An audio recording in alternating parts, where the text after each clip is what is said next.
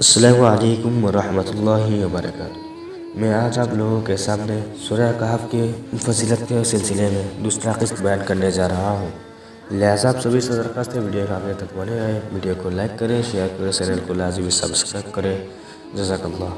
بسم اللہ الرحمن الرحیم۔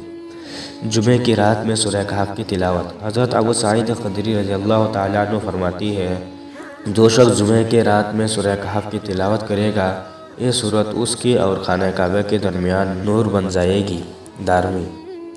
جمعے کے دن سورہ کہف کی تلاوت۔ حضرت علی رضی اللہ تعالیٰ عنہ سے روایت ہے کہ جس نے جمعے کے دن سورہ کہف پڑھی، وہ 8 دن تک ہر فتنے سے محفوظ رہے گا۔ اگر دجال نکلا تو اس سے بھی مامون رہے گا۔ کنز العمل۔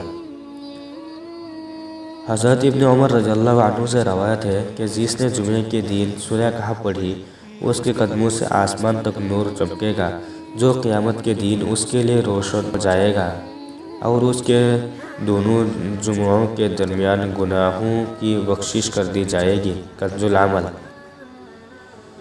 من چاہے وقت بیدار ہونے کے لیے مجرب عمل۔ جریر بن خبیث فرماتی ہے، جو شخص سورہ کہف کی آخری آیتیں اس مقصد کے لیے پڑھے کہ رات میں جس وقت چاہے بیدار ہو جائے، تو وہ اسی وقت بیدار ہو جائے گا۔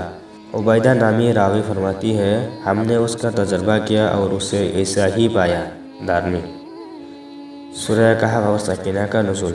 ابو اسحاق بیان کرتی ہے کہ میں نے برا ابن عازب رضی اللہ تعالیٰ عنہ کو یہ کہتے ہوئے سنا کہ ایک شخص نے نماز میں سورہ کہف پڑھی۔ اس کے گھر میں ایک گھوڑا بندھا ہوا تھا، وہ بھٹکنے لگا۔ جب اس نے سلام پھیرا تو دیکھا کہ ایک ابر کا ٹکڑا اس پر سایہ فگن ہے۔ اس نے رسول اللہ صلی اللہ علیہ وسلم سے اس کا ذکر کیا تو آپ صلی اللہ علیہ وسلم نے فرمایا، اے فلاں، پڑھتا جا، اس لیے کہ یہ سکینہ قرآن پاک کی وجہ سے نازل ہوئی تھی۔ جب سورہ کہف نازل ہوئی، حضرت انس رضی اللہ عنہ سے روایت ہے کہ سورہ کہف جب نازل ہوئی اس کے ساتھ 70,000 فرشتے تھے۔ کنز العمل۔ سورہ کہف 15ویں اور 16ویں پارے میں موجود سورہ کہف مکی ہے۔ اس میں 110 آیات 12 رکوع ہے۔ اس سورت میں اصحاب کہف اور رقیم کا واقعہ بیان ہوا ہے، تو اس لیے اس کا نام ہی سورہ کہف ہو گیا۔ مشرکین مکہ نے یہودیوں کے ایمان پر رسول اللہ صلی اللہ علیہ وسلم سے 3 سوال پوچھے تھے۔ ان میں سے ایک روح، دوسرا اصحاب کہف اور تیسرا ذوالقرنین کے متعلق تھا۔ ان کا خیال تھا کہ آپ صلی اللہ علیہ وسلم ان سوالات کے جوابات نہیں دے سکے تو اس کے خلاف پروپیگنڈا کرنے کا موقع ہاتھ آ جائے گا۔ اللہ تعالیٰ نے ان تینوں سوالوں کے جواب دے کر مخالفین کے منہ بند کر دے۔ گزشتہ سورہ بنی اسرائیل میں روح کا بیان ہے اور اس صورت میں اصحاب کہف اور ذوالقرنین کا۔ اس طرح یہ صورت گزشتہ صورت کے ساتھ مربوط ہے۔